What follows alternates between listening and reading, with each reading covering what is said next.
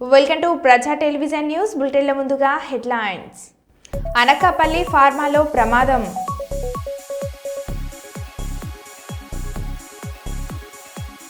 జూబ్లీహిల్స్ లో మరోసారి ప్రోటోకాల్ విషయంలో గొడవ.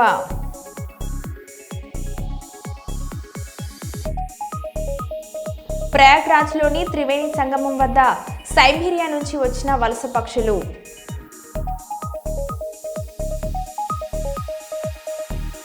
జర్నలిస్టులను కార్మికులుగా గుర్తించాలి, గుర్తింపు కార్డులు మంజూరు చేయాలి. జర్నలిస్ట్ అధ్యక్షులు మీసాల రామస్వామి. బీజేపీ వరంగల్ జిల్లా ఆధ్వర్యంలో జిల్లా పార్టీ కార్యాలయంలో రాజ్యాంగం యొక్క ప్రచార కార్యక్రమం గురించి వర్క్షాప్.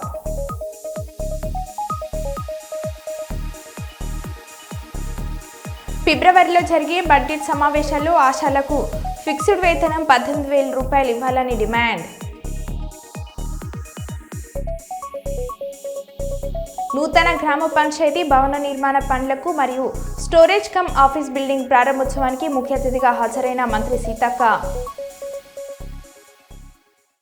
ఇక వివరాల్లోకి వెళ్తే, రాష్ట్రంలోని మహిళలు ఆర్థికంగా ఎదగడానికి ప్రభుత్వం ప్రత్యేక కార్యాచరణ రూపొందించిందని, మహిళా సంఘాల సభ్యులు అన్ని రంగాల్లో ఎదగడానికి ప్రభుత్వం కృషి చేస్తుందని మంత్రి సీతక్క అన్నారు. సోమవారం జిల్లా కేంద్రంలోని ఏరియా ఆసుపత్రిలో ఇందిరమ్మ మహిళా శక్తి క్యాంటీన్ను జిల్లా collector Divakara, TSP doctor Shabarish, అదనపు కలెక్టర్ సంపత్రావుతో కలిసి ప్రారంభించారు.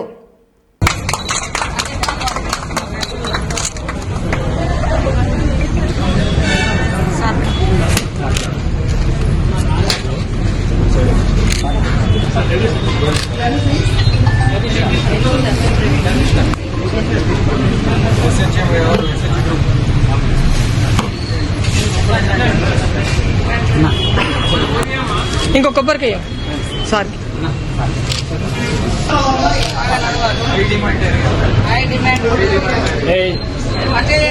నువ్వు ఎందుకు ఎక్కడ పోతాను?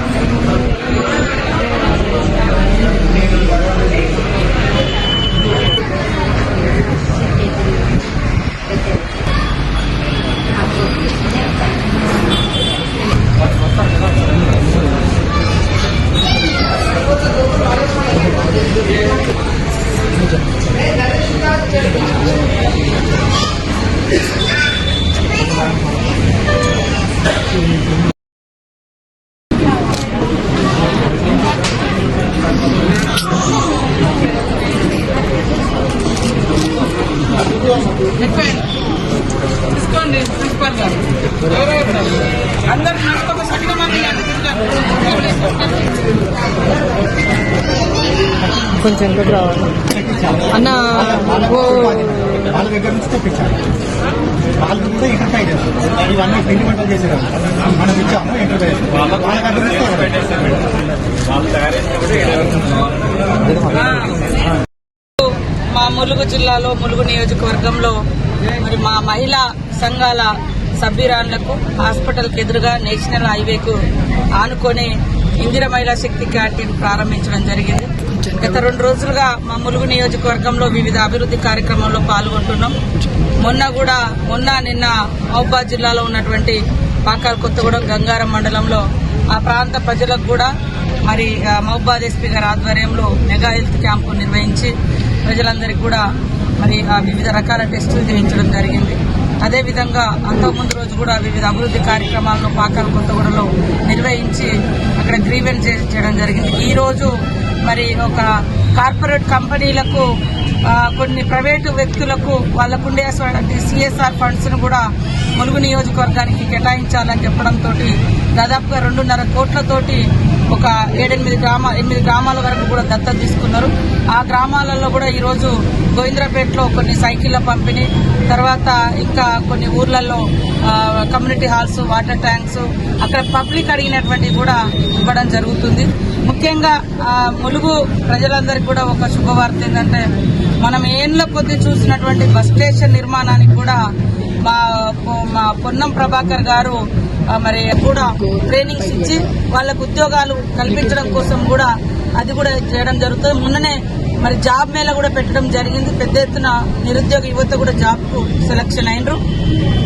ప్రభుత్వం ఇచ్చేటువంటి జాబ్స్ అదేవిధంగా ప్రైవేట్ రంగంలో రెండిట్లో కూడా యాక్టివ్ ఉండి పార్టిసిపేట్ చేయాలని కోరుకుంటూ మరి మా ములుగు నియోజకవర్గ అభివృద్ధిలో పాల్గొంటున్నటువంటి ప్రజాప్రతినిధులకు, ప్రజలకు, అధికారులకు, అధికార యంత్రాంగం మండల పరిషత్ కార్యాలయంలో సర్వసభ్య సమావేశాన్ని నిర్వహించారు. అధ్యక్షులుగా ఎంపీపీ తారాటి లక్ష్మణరావు ముందుకు నడిపించారు. ఈ కార్యక్రమం MRO Prasad Babu, MPDO A Raju మండలంలో ప్రజా సమస్యల పూర్తి వివరాలను తెలియజేయాలని పిలుపునిచ్చారు. అంతేకాకుండా పంచాయతీరాజ్ శాఖ, ఉపాధి హామీ, విద్య, వైద్య, ఇరిగేషన్, ఎక్సైజ్ పలు శాఖల అధికారులను తమ ఆధ్వర్యంలో జరుగుతున్నటువంటి పనుల వివరాలను, పలు సమస్యలపై చర్చించారు. వారి పరిధిలో ఉన్నటువంటి సమస్యలను గ్రామ సర్పంచ్లు, ఎంపీటీసీలు, అధికారులు ఈ సర్వసభ్య సమావేశంలో తెలియజేశారు. అంతేకాకుండా అన్ని కులాలకు, పశువులకు లోన్లకు ప్రభుత్వం త్వరగా విడుదల చేస్తుందని అర్హులు ప్రతి ఒక్కరు వినియోగించుకోవాలని ఎంపీడీఓ రాజు తెలియజేశారు. 916098844.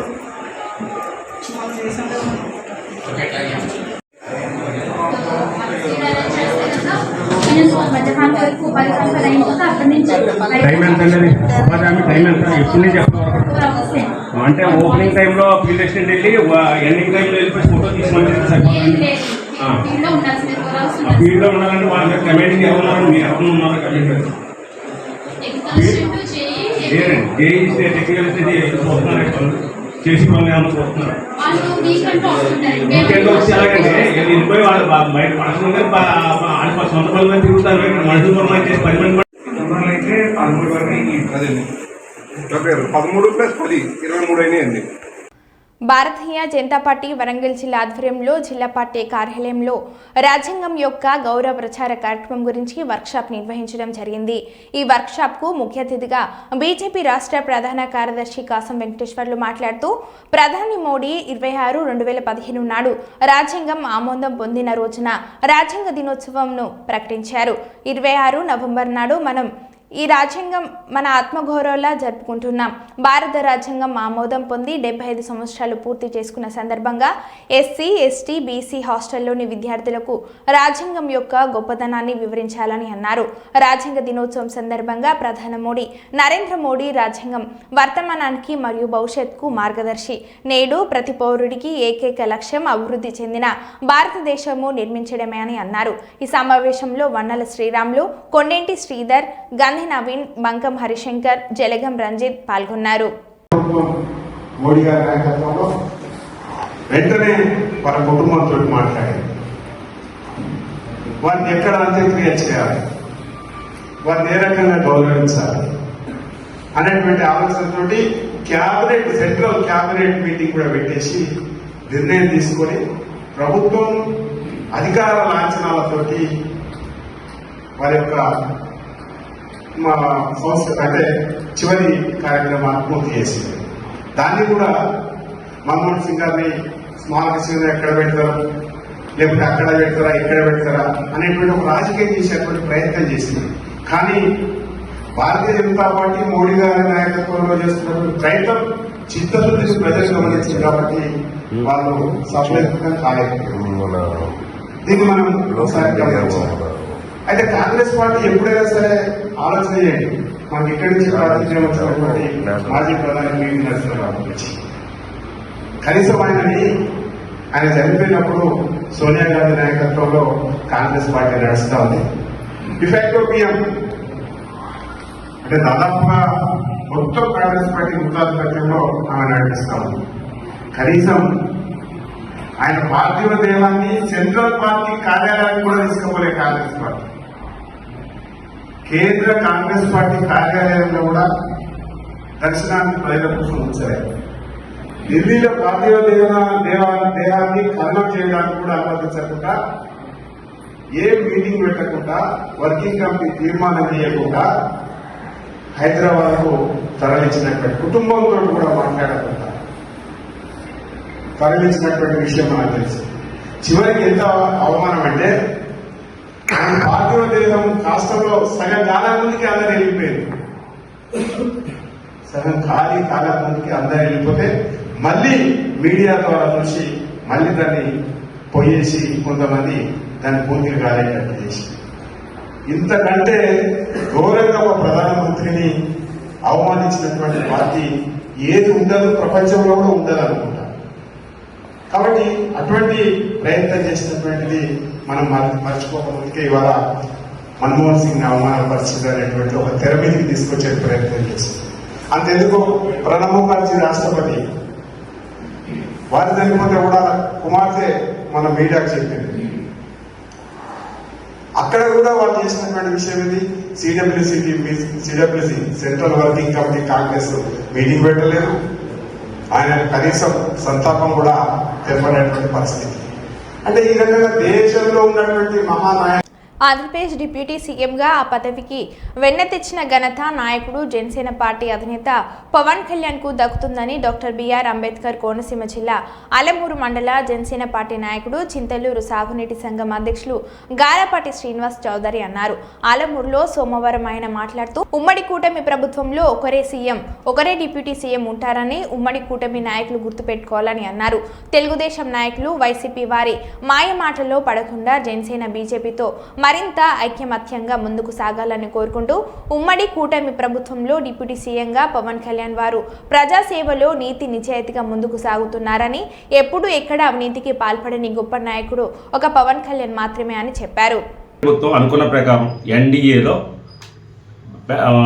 సీఎంగా చంద్రబాబు, డిప్యూటీ సీఎంగా పవన్ కళ్యాణ్ కరెక్ట్గా ఇచ్చారు. ఈరోజు డిప్యూటీ సీఎం పదవికి వన్నె తెచ్చిన ఆయన పవన్ కళ్యాణ్ గారు, దాంట్లో ఏమైనా సందేహం లేదు. అయినా వైసీపీ వాళ్ళు ఏదైనా చెప్తే ఈ పక్కన పేటీఎం బ్యాచ్ ఎవరన్నా మాట్లాడుతున్నారేమో కానీ అస్సలు అటువంటి మాట ఏది కూడా బయట మాట్లాడకూడదు నా ఉద్దేశం. అయితే నేను ఒక గ్రామస్థాయి నుంచి మండల స్థాయి నాయకుని అవ్వచ్చు, కానీ ఈరోజు నియోజకవర్గ నాయకులు, పార్టీ నాయకులు బయటకు వచ్చి టీవీల్లోనూ బయట కూడా ఇష్టం వచ్చినట్టు మాట్లాడుతున్నారు. డిప్యూటీ సీఎం వస్తేనే ప్రజలకే ఉపకారం చేస్తారా, లేకపోతే చేయలేరా? ఆయనకు ఒక మంత్రి పదవి ఉంది, ఆ మంత్రి పదవికి ఆయన న్యాయం చేస్తున్నాడు లోకేష్ గారు. అలాగే ఉప ముఖ్యమంత్రి పదవికి పవన్ కళ్యాణ్ గారు నిస్వార్థంగా సేవ చేస్తున్నారు. అలాగే సీఎం పదవికి చంద్రబాబు నాయుడు గారు సేవ చేస్తున్నారు. అనుభవం ఉన్న నాయకుడిలో పనిచేయడం చాలా మంచిదని పవన్ కళ్యాణ్ గారు చాలాసార్లు చెప్పారు. అదే మాట ప్రజలు కూడా అనుకుంటున్నారు. అందుచేత ఏమిటంటే ఈ వైసీపీ లాగా నలుగురు డిప్యూటీ సీఎంలో 4 రాజధానులు ఉండవు. ఇది కూటమి ప్రభుత్వం. ఒకవేళ ఎమ్మెల్యే స్థాయి నాయకులు కానీ ఇటువంటి వాటి గురించి అస్సలు మాట్లాడకూడదని నా విన్నపం. ఎందుచేతంటే వాటి గురించి చర్చించుకునే అవకాశం కూడా ఎదుటివాడికి ఇవ్వకూడదు. ఎదుటివాడికి చర్చించే అవకాశం ఇస్తే వాడు ఇంకోటి పెడతాడు. ఈ రోజు అప్పుడే 4 రోజుల నుంచి ట్రోల్ అయిపోతుంది ప్రతి టీవీ ఛానల్లోనూ. అందుచేత నేను దయించి దీనిలో ఎవ్వరూ కూడా దీని గురించి మాట్లాడొద్దని విన్నవించుకుంటున్నాను. నేను చేతులు ఎత్తి నమస్కారం పెడుతున్నాను అందరికీ కూడా. ఎందుచేతంటే మనం ఇలాగ 15 సంవత్సరాలు 20 సంవత్సరాలు ఇలా కంటిన్యూ అయితేనే రాష్ట్రం బాగుపడుతుంది. రాష్ట్రం బాగుంటేనే మనం బాగుంటాం. అది ఒకటి అందరూ గుర్తించుకుని, అలాగే ఇప్పుడు జనసేన ఉంది, ఇది కొత్తపేట నియోజకవర్గం. ఇక్కడ ఎమ్మెల్యేగా బండా సత్యనారాయణ గారు, ఆయన సమర్థమైన నాయకుడే, నేను కాదన్ను. అలాగే జనసేన నాయకుడు మా ఇన్ఛార్జ్ బండా శ్రీనివాస్ గారు ఉన్నారు. ఆయన పవన్ కళ్యాణ్ గారి లాగా నిస్వార్థమైన నాయకుడు. అందుచేత ఏంటంటే ఆయన కూడా ఏది కూడా కంగారు పడద్దు అంటున్నాడు. భవిష్యత్తులో ఆయనకు ఉన్నత పదవి రావాలని మేము అందరం కోరుకుంటున్నాం. అది మా కోరిక. ఆయన దశను బట్టి ఆయనకు వస్తుంది. ఆయన ఏంటంటే నిస్వార్థంగా పనిచేసుకుంటూ పోదాం, పదవి అంటే అది తర్వాత అదే వస్తుందనే టైప్లో ఉన్నాడు ఆయన. అందుచేత ఒకే ఇంట్లో అని అనక్కర్లేదు. ఒకే ఇంట్లో ఇప్పుడు చంద్రబాబు ఉన్నారు, చంద్రబాబు ఇంట్లో లోకేష్ ఉన్నాడు, తండ్రి కొడుకు. అంటే ఒక ముఖ్యమంత్రి ఒక మంత్రి. ఆయన ఇయ్యంకుడు ఎవరో బాలకృష్ణ ఎమ్మెల్యే, వాళ్ళ అల్లుడు ఎవరో ఎంపీ. ఒకే ఇంట్లో అన్ని పదవులు ఉన్నప్పుడు ఇది ఒకే ఇంట్లో 2 పదవులు ఇవ్వడంలో తప్పేం లేదు.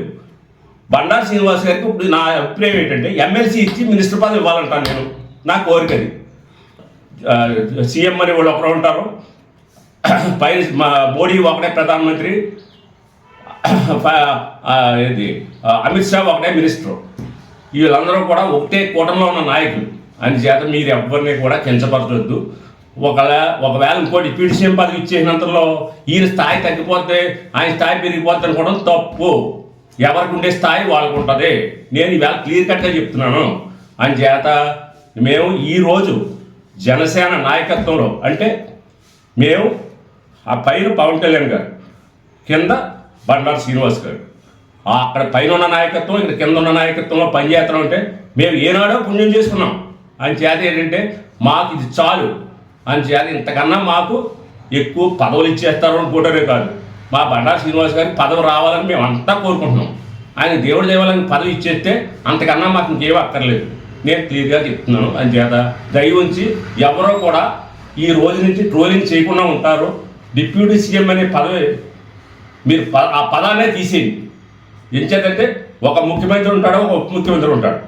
అంతేగాని వైసీపీ లాగా 4 ఉప ముఖ్యమంత్రులు, 4 రాజధానులు ఎక్కడా చరిత్రలో లేవు. అంచేత మీరు జాగ్రత్తగా ఆలోచించుకుని నూతన గ్రామ పంచాయతీ భవన నిర్మాణ పనులకు మరియు స్టోరేజ్ కమ్ ఆఫీస్ బిల్డింగ్ ప్రారంభోత్సవానికి ముఖ్య అతిథిగా హాజరైన మంత్రి సీతక్క ఈరోజు వెంకటాపూర్ మండలం ఎల్లారెడ్డిపల్లి గ్రామంలో నూతన గ్రామ పంచాయతీ భవన నిర్మాణ పనులకు మరియు వెంకటాపూర్ మండలం మరియు స్టోరేజ్ కమ్ ఆఫీస్ బిల్డింగ్ ప్రారంభించిన మంత్రి సీతక్క అనంతరం మాట్లాడుతూ ప్రజాప్రభుత్వం ఏర్పాటు జరిగిన నాటి నుండి ప్రజా సంక్షేమమే ధ్యేయంగా ఈ ప్రభుత్వం పనిచేస్తుందని మంత్రి సీతక్క అన్నారు.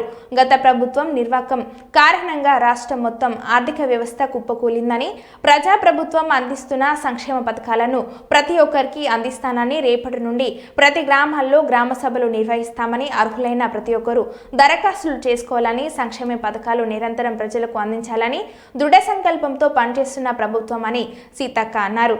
ఈ కార్యక్రమంలో కాంగ్రెస్ పార్టీ జిల్లా అధ్యక్షుడు పైడకుల అశోక్తో పాటు జిల్లా గ్రంథాలయ చైర్మన్ బానోత్ రవి మరియు కాంగ్రెస్ పార్టీ రాష్ట్ర జిల్లా బ్లాక్ మండల గ్రామ నాయకులు, కార్యకర్తలు తదితరులు పాల్గొన్నారు.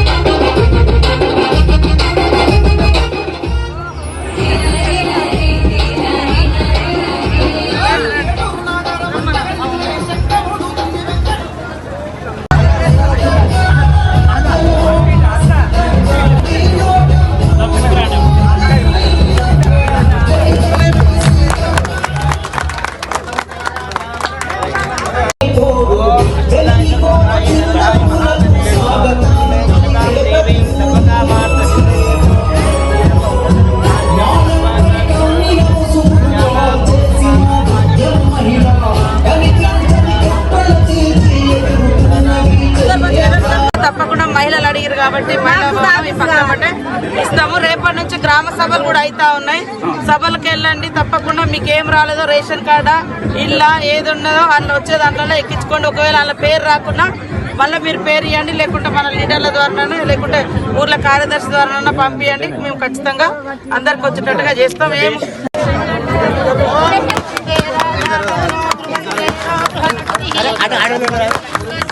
మహిళా కమ్యూనిటీ భవనాలు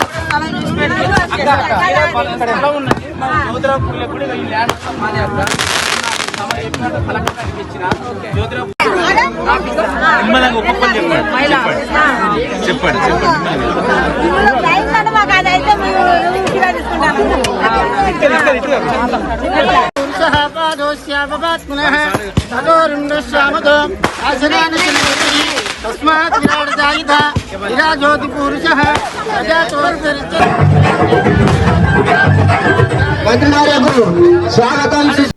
జేఎన్పీసీ పరవాడ మెట్రోకేమ్ ఏపీ ప్రైవేట్ లిమిటెడ్లో అగ్ని ప్రమాదం. సిఐటియు అధ్యక్షులు గడిశెట్టి ప్రమాదాన్ని ఖండిస్తూ తక్షణమే తగు చర్యలు చేయాలని డిమాండ్ చేశారు. ప్రభుత్వ రాజకీయాలకు స్వార్థంగా వ్యవహరిస్తున్న ఫార్మా కంపెనీకి మద్దతు పలుకుతున్న అధికార ప్రతినిధుల తక్షణమే ఫార్మాను ప్రమాదాల బారిన కాకుండా ప్రజలకు న్యాయం జరిగే విధంగా తగు చర్యలు చేయాలని ఫ్యాక్టరీ ఇన్స్పెక్టర్కు అలాగే ఉన్నతాధికారులు, జిల్లా కలెక్టర్లు స్పందించి ఈ వరుస సంఘటనలను ఆపే విధంగా చర్యలు చేపట్టాలని డిమాండ్ చేశారు.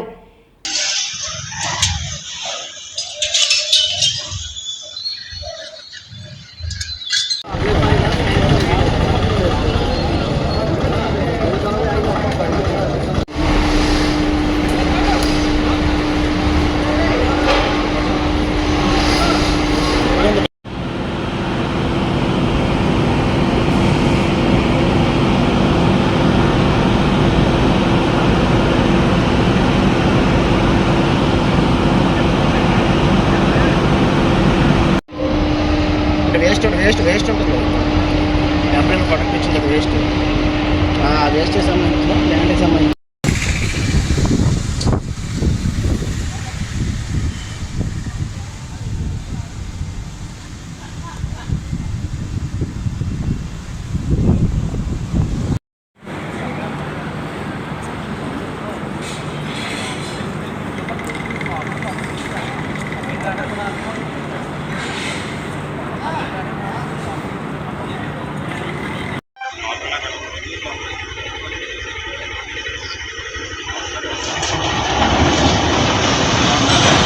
సార్ రండి వెళ్ళిపోదాం.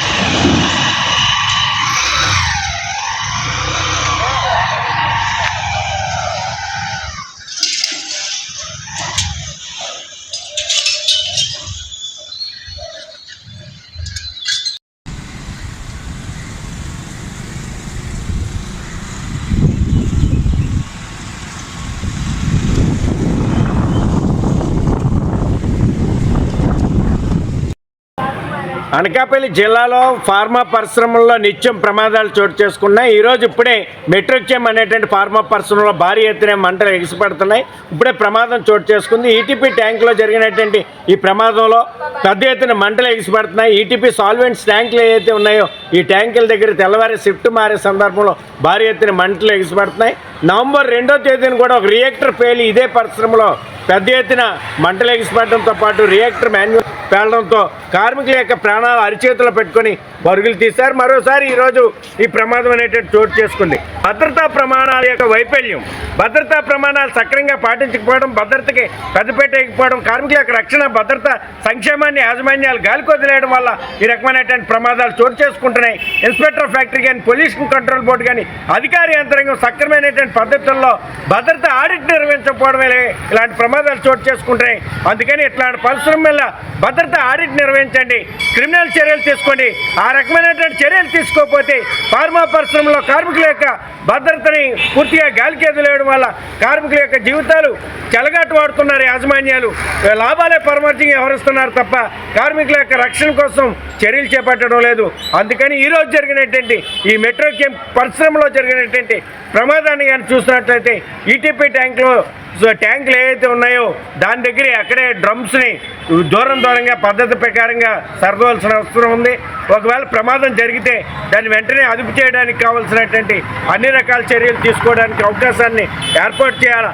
ఆ రకమైనటువంటి పరిస్థితులు ఈ ఫార్మా పరిశ్రమలో కనబడడం లేదు.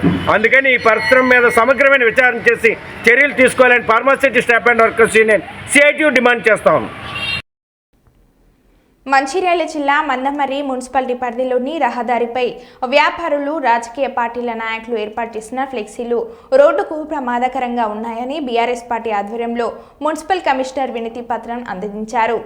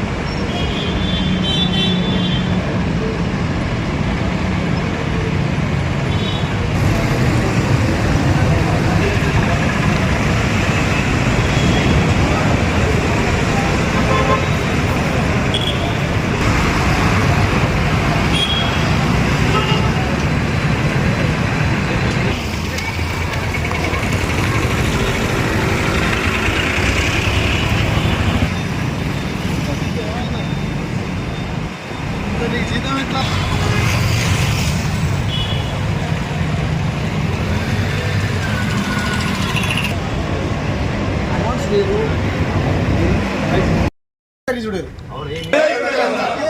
గారి నాయకత్వం, కేటీఆర్ గారి నాయకత్వం, ఒక్కసారి అందరు ఇట్లా కేసీఆర్ గారి నాయకత్వం, కేటీఆర్ గారి నాయకత్వం. మున్సిపాలిటీ పరిధిలో ఉన్నటువంటి national highway authority of India రోడ్డుకు ఉన్నటువంటి వాటిపైన ఫ్లెక్సీలు, కొన్ని రాజకీయ పార్టీలు ఫ్లెక్సీలు వెలువడం వల్ల ప్రజలకు రహదారి కూటమిలో ఉన్నటువంటి దానివల్ల ప్రజలకు మోటార్ వాహనదారులకు ఇబ్బంది కలుగుతూ ఉన్నది. దానివల్ల 2-3 యాక్సిడెంట్లు కూడా జరగడం జరిగింది. దానిపైన కనీసము మున్సిపాలిటీ వ్యవస్థ స్పందించకపోవడం విడ్డూరంగా ఉన్నది. ఎందుకంటే మనిషి ప్రాణం విలువ చాలా గొప్పది. మనిషి ప్రాణము పోయిన తర్వాత ఎవరు కూడా తీసుకురాలేడు. కానీ ఇవాళ ఏదైతే ఈ ఫ్లెక్సీల వల్ల మనిషి జీవితము పోయే పరిస్థితి ఉన్నది. ఎందుకంటే హైవేకు పైన బ్రిడ్జి పైన కూడా ఇవాళ ఫ్లెక్సీలు పెట్టిర్రు. అక్కడ ఏమైనా బిల్డింగ్ ఊడిపోయి దాదాపు 20-30 ఫీట్ల నుండి కింద పడితే మనిషి అక్కడ ఉన్నట్టయితుంటే ఇవాళ చనిపోయేటువంటి ప్రమాదాలు ఉన్నాయి. ఈ ప్రమాదాలను నివారించాల్సినటువంటి అవసరం ఇక్కడ ఉన్నటువంటి మున్సిపాలిటీ వ్యవస్థకు ఉంది, పోలీసు వ్యవస్థకు ఉన్నది. అయినా ఇవాళ రాజకీయ పార్టీల యొక్క వాళ్లకు భయం వేస్తున్నదా మరి ఏంటి అర్థం కావట్లేదు. ఎందుకంటే మనిషి ప్రాణం పోతే మాత్రం బీఆర్ఎస్ పార్టీ ఇవాళ ఊరుకోదు. ఖచ్చితంగా ఇక్కడ మున్సిపాలిటీ వ్యవస్థను దిగ్బంధం చేస్తాం. పోలీస్ డిపార్ట్మెంట్ కూడా ఇవాళ రిక్వెస్ట్ చేస్తూ ఉన్నాం, మీరైనా ఇవాళ ఇక్కడ చర్య తీసుకోవాలని చెప్పేసి ఇవాళ పోలీస్ డిపార్ట్మెంట్ కూడా విజ్ఞప్తి చేస్తూ ఉన్నాం. ఎందుకంటే రోడ్డు ప్రమాదాల నివారణలో మీరు చాలా భాగస్వామ్యము మీది ఉంది. కానీ ఇటువంటి చర్యలపైన మీరు ఎందుకు స్పందిస్తలేరు అనేటువంటి విషయాన్ని కూడా ఇవాళ తమ దృష్టికి తీసుకొస్తా ఉన్నాం. కాబట్టి ఏది ఏమైనా ఇవాళ మీరు తీసుకురాకపోతే పెద్ద ఎత్తున మళ్ళీ ఒక్కసారి ఆందోళన కార్యక్రమాల్ని చేపడతామని చెప్పేసి ఇవాళ మున్సిపాలిటీ గారికి, ఇవాళ కమిషనర్ గారికి ఒక రిప్రజెంటేషన్ ఇవ్వడం జరిగింది. తక్షణమే స్పందిస్తారనేటువంటి ఆశతో ఎదురు చూస్తూ ఉన్నాం. ఒకవేళ నిజంగా స్పందించకపోతే బీఆర్ఎస్ పార్టీ తరఫున పెద్ద ఎత్తున ఆందోళన కార్యక్రమం చేసి ఇవాళ ఇక్కడ ఉన్న ప్రజలకు హాని జరగకుండా కాపాడుకునే బాధ్యతను ఇవాళ బీఆర్ఎస్ పార్టీ తీసుకుంటామని చెప్పి ఈ సందర్భంగా తెలియజేస్తాం. మరో బులెటిన్లో మళ్ళీ కలుద్దాం. Stay tune.